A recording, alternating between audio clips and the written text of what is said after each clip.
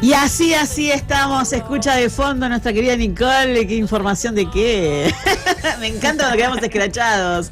Y así, mira, ya estoy conectada con mi próximo invitado. Nos vamos a dar un placer con nuestro querido Marcelo López. Marce, ¿estás ahí? Sí, señorita, ¿cómo está?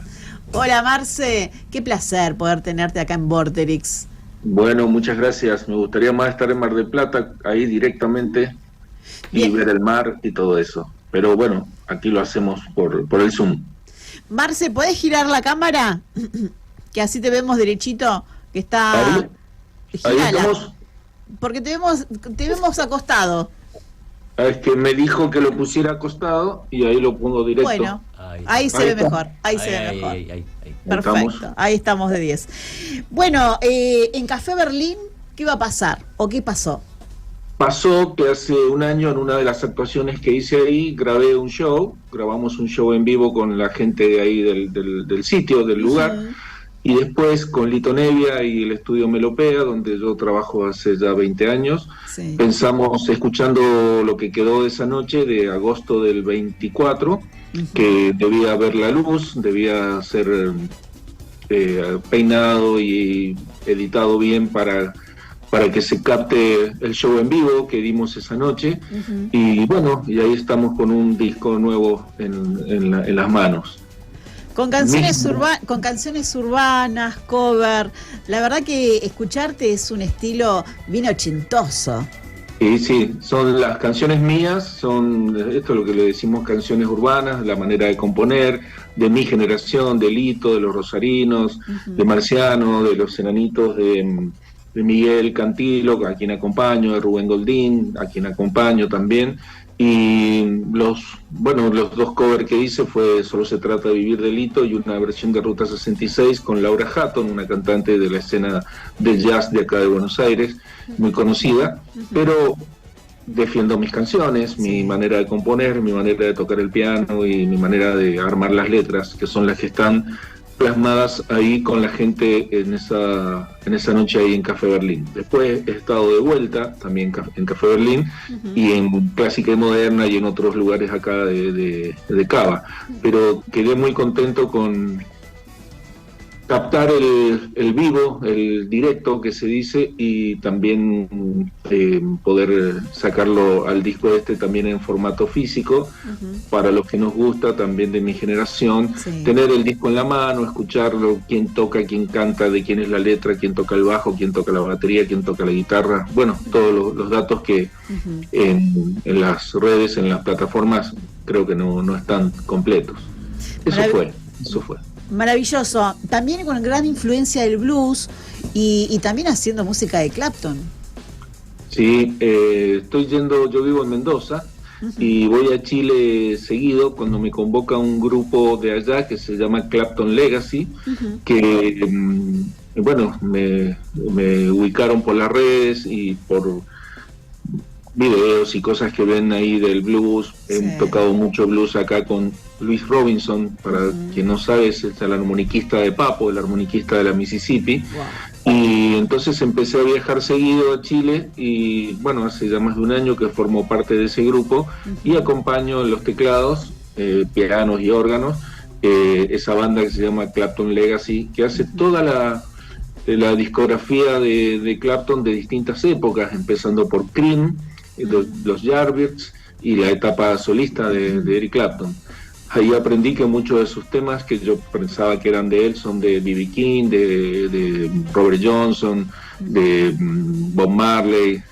No todos son de él, pero bueno, ha logrado sus versiones. Eso es un laburo aparte que hago, pero en este disco defiendo mis canciones y mi manera de componer y de tocar el piano. Bien, ¿y Tour de los Bares? ¿Quiénes son? Tour de los Bares es un trío que tenemos en Mendoza con Roberto Fiat, que es un referente del blues en Mendoza, y Claudio Gracheta, también referente, que hace ya varios años, 10 por lo menos, que cada vez que nos juntamos hacemos con un teclado y 2 guitarras y 3 voces, temas nuestros, de nuestra autoría, y algunos homenajes al rock nacional de aquella época, por ejemplo a Nevia, por ejemplo a Cantilo, por ejemplo a Oveja Negra, por ejemplo a Soulé, con versiones no covers, sino versiones personales de nosotros, que los arreglamos y los presentamos como esos temas que ya nos pertenecen a todos generacionalmente. Sí. Ahora el 20 de septiembre tenemos una salida con el Tour de los Bares. Es un encuentro de amigos y lo hacemos con mucho cariño y la pasamos bárbaro, que es lo más importante de la música.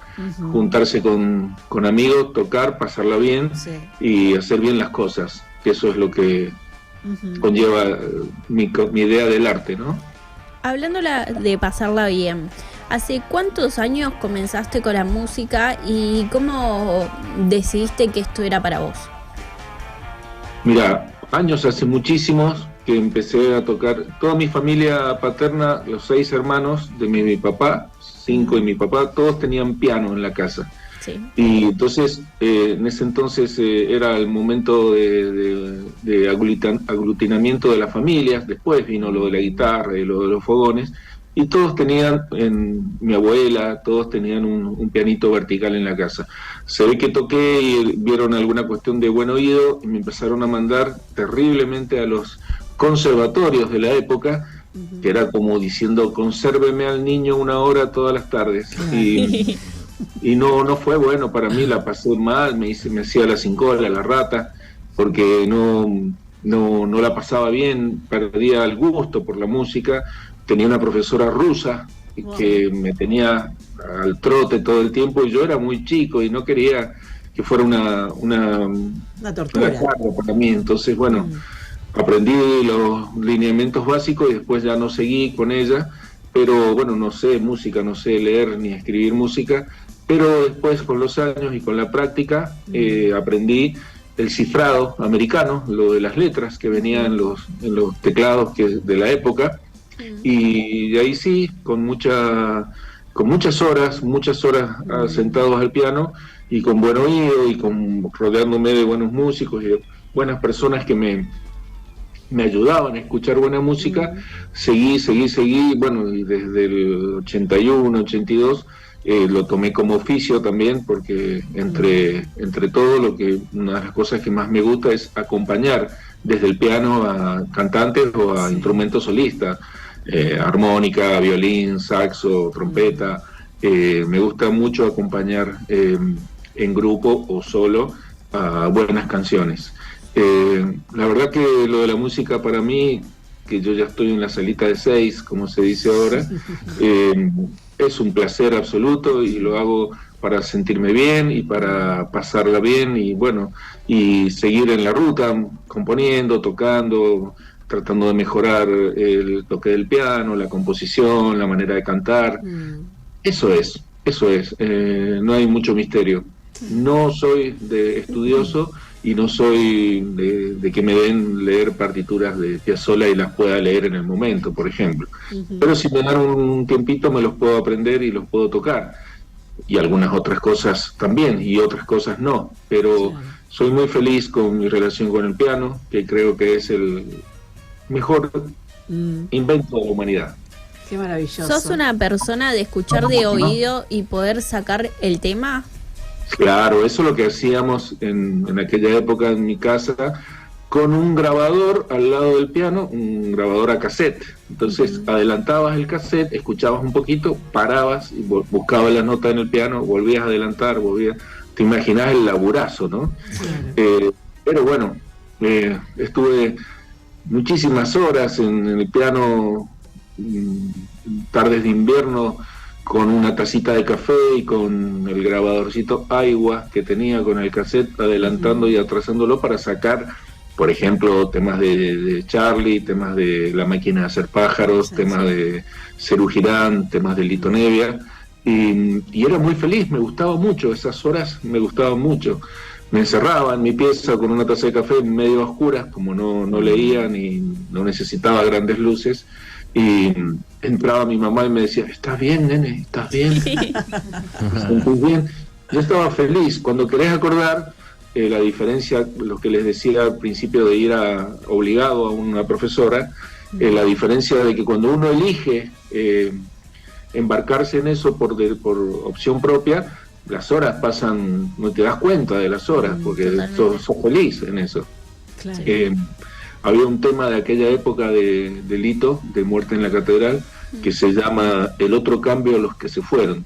Y era más que todo de pianos y violines.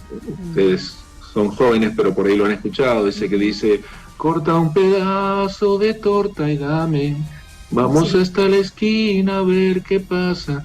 Yo moría por sacar ese tema, que era bastante largo, y bueno, lo iba buscando nota por nota. Después, cuando lo conocí a Lito, le pregunté si estaba bien el la bemol menor, el tono, me dijo que estaba correcto. Y bueno, vi que tantas horas, que era de puro placer, no era para laburar ni para salir a acompañar a nadie ni nada, era placer personal de poder tocar esos temas, que tampoco eran hiperconocidos, ni no iba a lucirme en una reunión de amigos tocando esas canciones. En ese entonces, ¿no?, lo que se llamaba la música progresiva no tenía la difusión y la exposición que tuvo después de algunos años. Siempre, y esto va para los que estudian un instrumento desde chico, o para que tienen gente que tiene condiciones, siempre recobrar el sentimiento de música juego, de música niño, de música por solo placer, es muy bueno. Cuando a eso se le agrega un buen sistema de estudio y el gusto personal de hacerlo, que mejor que hacer lo que uno quiere, ¿no?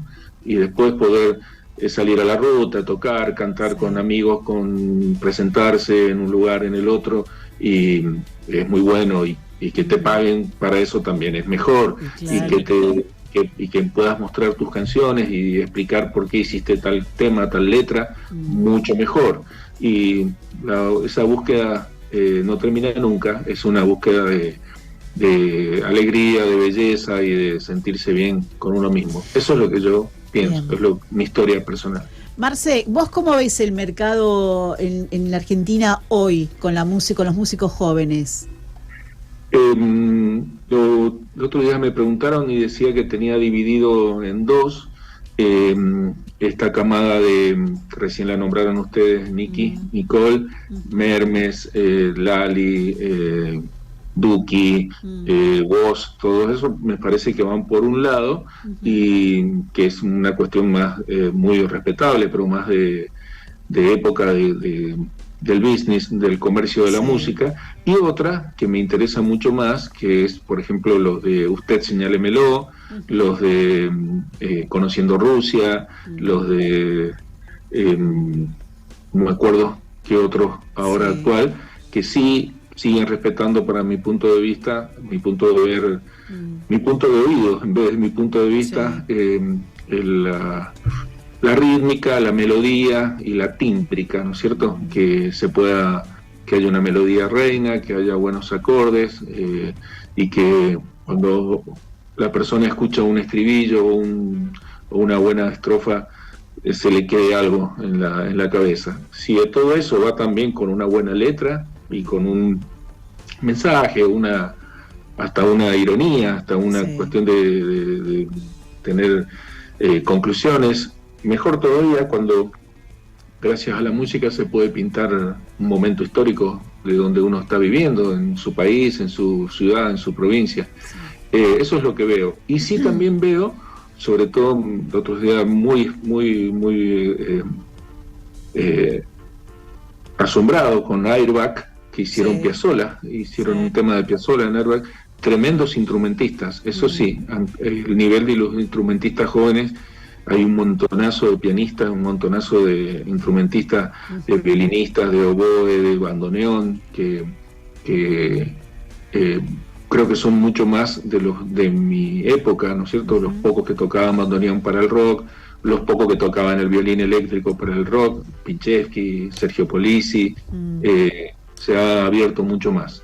Es que el rock es tan generoso que entra en el concepto de rock un montón de cosas que no son rock and roll en sí, pero por eso yo le llamo música urbana, la música, las composiciones que uno defiende, que pueden tener 20 años o pueden ser compuestas el año pasado y no va con el tema de la mano del hit del verano ni de la última música. Pero eso es respetable para cada uno.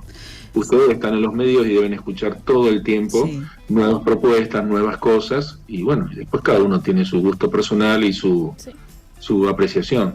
Se dan generalmente también modas, ¿no? Porque yo escuchaba los timbres de voz, el estilo de música, esto que hablamos recién en los 80, la música de hoy. Yo te quiero preguntar, hoy hablábamos de esto de la diferenciación. ¿Qué debería tener un músico para lograr esa diferenciación? Más allá de la tendencia, de la moda y del mercado. 3 cosas. Anoten los muchachos. No. 3 cosas. La cuestión intelectual de decidirse a tocar un instrumento, comprar un instrumento, estudiarlo, dominarlo, dentro de lo posible dominarlo. Esa es una. Otra, la cuestión emocional, que esa situación que uno hace no es lo mismo que hacer pan, no es lo mismo que hacer ropa, no es lo mismo que ser mozo, no es lo mismo que de un oficio que puede ser cualquiera. Tiene que ser emocionalmente algo que a uno le sume. Y lo tercero, que por ahí es lo más difícil, el compromiso físico. Hay muchas personas, muchos músicos que les cuesta el escenario, les cuesta la exposición, y les cuesta la exposición de esas 3 cosas: lo físico, lo emocional y lo intelectual. En pocas palabras, hay que tener un compromiso de amor con lo que uno hace en el arte. Estamos hablando de música, pero va para todo tipo de arte, va para la plástica, va para la poesía, y va para todos los que siempre estamos esperando alguna respuesta nueva, alguna situación que nos pasa, o alguna respuesta nueva que es mejor leída desde la música o desde el arte que desde otras cosas. Sí. Es lo que a mí me parece, ¿no? Maravilloso. Genial. ¿Nicole? ¿Cuál es tu esencia individual que le pusiste a la música que vos decís, esto me define y me diferencia de los demás? No sé si esencia individual, mi persona, las cosas que me han pasado. Por ejemplo, ahí en el disco, no sé qué tema es, que se llama Ceremonia. Sí. Cuento, antes, estaba en el disco porque está todo grabado en vivo, que estaba viendo, creo que fue en el 10 o en el 11, los debates del Congreso a las 2, 3 de la mañana, donde se iba a votar el matrimonio igualitario, no sé si recuerdan. Sí. Son jóvenes, pero se recuerdan. Sí. Y entonces escuchaba todas las posturas a favor, en contra. Me acuerdo que hablaba Nito Artaza, que tenía como 10 matrimonios. Entonces, pero eso lo decía en el Congreso, ¿no? Apoyando, por supuesto. Y repetían como disparador esta ceremonia, que yo veía que iba a salir, que afortunadamente salió. Y ese disparador de esa palabra ceremonia me hizo, así lo digo entre nosotros, no nos escucha nadie, no creo que nadie esté escuchando. En calzoncillo, a las 3 de la mañana, ir al piano urgente en mi casa, a empezar a balbucear esto que estaba diciendo yo, que 1 más 1 ya no es 2, que la montaña fue a Mahoma, y bueno, ahí salió rápidamente ese tema. Ese tema, Ceremonia, que me acompaña desde ese entonces, tiene la esencia en eso que pasó en ese momento histórico de nuestras vidas, y a mí en el momento que esperábamos todos que se aprobara esa ley, ¿no es cierto? Por ahí va la esencia de contar algunas historias, algunas propias, unas ajenas, o rescatar algunos ritmos que puedan tener que ver con el folclore argentino, ritmos de folclore. Hay un tema que se llama Sereno ahí también, que tiene una base folclórica sin dejar de ser una canción. Por eso cuando ustedes me dicen ochentoso, claro, me referencio con Van der Mole, con Rubén Goldín, un amigo, con Adrián Abonicio, ese tipo de compositores que no sé que sean antiguos o modernos o nada, son compositores de música, y no los tengo encapsulados en una cuestión temporal. Claro. Creo que la búsqueda de posta, ¿no? La búsqueda sincera de cada uno puede ser diferente, y los motivos, los disparadores también pueden ser diferentes.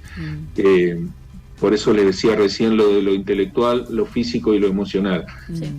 Un tipo junta esas tres cosas para cualquier cosa del arte, estamos hablando de música y yo del piano, siempre salen cosas y bueno, nunca termina uno de aprender, la síntesis nunca termina, es como eso de las utopías que decía Eduardo Galeano, ¿no? Que sirven para caminar.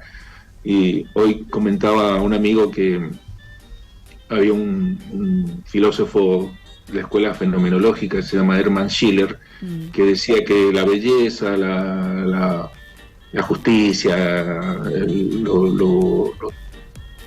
lo grosso ya de manera terminal parece la estrella polar que guía a los navegantes, que los navegantes van para ese lado pero nunca van a llegar a la estrella polar. Es la búsqueda, es una cuestión de sensaciones, de sentimientos y nadie las puede obturar, desde el punto de vista de hacedor o desde el punto de vista de lector, de consumidor de la música. Hay melómanos gigantes que conocen un montón de música aunque no toquen ningún instrumento, y soy muy seguidor y he hecho espectáculos sobre Julio Cortázar, quien era trompetista frustrado según él, pero en El Perseguidor y en algunos cuentos habla muy bien de lo que es el jazz, lo que es la música y lo que es la improvisación en el jazz, que él lo transmite y lo transforma en la vida, ¿no es cierto? De tener una vida no con un salto con red, sino un salto al vacío para poder enriquecer la vida y no estar siempre, como se dice, en el camino corto y en el camino todo pavimentado. Está bueno desviarse de ahí un poco para ver qué hay al costado del camino, y si es más largo no importa, pero que llegue a buen puerto, a buen destino, lo que uno quiere, siempre en cosas del corazón, en cosas del alma, no en la elección de un pantalón o una campera, obviamente, ¿no? Marce, maravilloso compartir tu sabiduría, la verdad que lo estamos disfrutando. Espero que del otro lado la gente que nos está escuchando pueda disfrutar y les quede bien claro este mensaje que nos das. Y las redes, queremos preguntarte si hay alguna fecha. Sí, Marcelo López Músico en Instagram. Hay un Marcelo López sacerdote que me están pidiendo oración y Padre Nuestro ahí, sí. Yo, pero podés creer, ¿no? Marcelo López Músico, Marcelo López sacerdote, Padre Marcelo López, salen en las redes. Entonces me tuve que poner Marcelo López Músico, que es mi nombre, no me voy a cambiar de grande esto. Y no tengo fechas ahora puntuales en Buenos Aires, pero están por salir siempre en Berlín y en Clásica y Moderna, que también he estado varias veces, ahí en Callao del Paraguay, un lugar. Y esto tiene que ver de vuelta con lo que dicen ustedes de las canciones ochentosas, el recuperar el concepto de recital, el concepto de show casi íntimo, donde uno va a escuchar un cantautor que hace sus cosas, que algunos temas serán más o menos conocidos, otros no, pero escuchar música y compartir un momento con de buena música. Y me quedo con esta idea, ¿no? De lo atemporal. Uno simplemente pone en línea de tiempo para ubicar géneros donde tuvieron su máxima expresión, ¿no? Solo a tipo de señalamiento, no por otra cosa.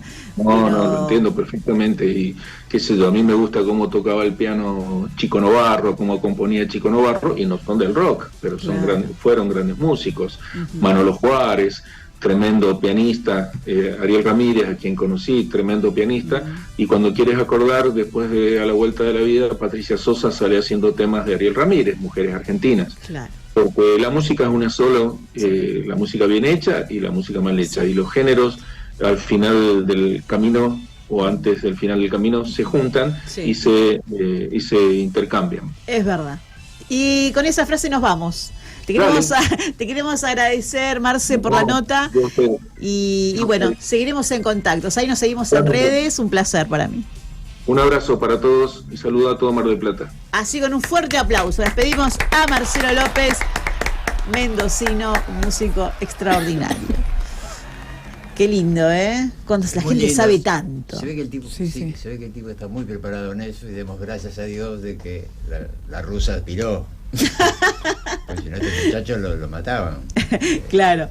Bueno, pero viste que a veces dicen que en el arte demasiada estructura a veces juega en contra. Totalmente. Porque puede delimitar la creatividad del artista. Si vos te das cuenta que es un buscador de tipo. Sí. no es un improvisado. No, claro. ¿Me entendés? O Bueno, sea, la experiencia también, ¿no? Sí, pero es como que tenés que estar muy, muy atento a las cositas que dice, ¿por qué no dijo? Y de ahí sacar un tema, que no es fácil. No. Porque fíjate que del Senado que tenemos ahora puede sacar 180.000 temas ¿pero para qué? Para, no sé, elegante. El camino del artista. Y así nos vamos a una pausa nuevamente, un poco más de música y enseguida volvemos. Dale.